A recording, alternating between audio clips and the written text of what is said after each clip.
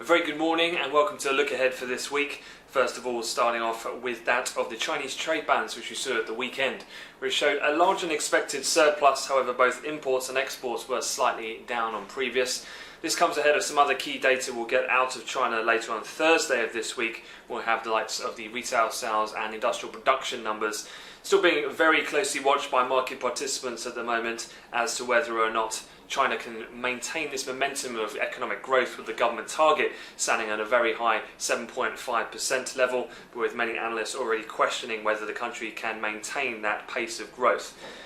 Quite interesting to note though, the first day of Asia Pacific trade did see the likes of the Shanghai COP and the Hang Seng outperform, not so much on the data itself, more so on the confirmation of the mid-November dates of when the Shanghai Connect will begin to access of Hong Kong and other markets into the mainland market. Otherwise, a quick look at other things that did develop over the weekend. As we saw at the end of last week, the escalation somewhat now in the eastern part of Ukraine has happened again, and with further conflicts, market participants will be keeping a keen eye on those events, although not particularly moving the market at the moment, whether that being in more localized assets such as the Mi-6 ruble or palladium prices.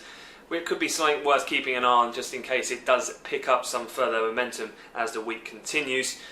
And with the calendar week, keep in mind that US participants are likely to be away from their desk on Tuesday for Veterans Day holiday, which does see a pit close in Chicago. Otherwise, one of the other key things to be aware of this week from the Bank of England is their keenly awaited quarterly inflation report, where they are very much so expected to, on their 2-year projection of interest rates, push back their timeline for when the first increase will happen in UK interest rates, and also cut their economic growth forecast, much in line with what we're expecting as well from the CBI, who are also looking to cut their growth forecast in the UK going forward. Otherwise, in terms of US data, given that market holiday I just mentioned, the major data not until towards the latter part of the week when we'll get retail sales on Friday. But that pretty much wraps up all the key things from me for the time being. I wish you all a fantastic trading week.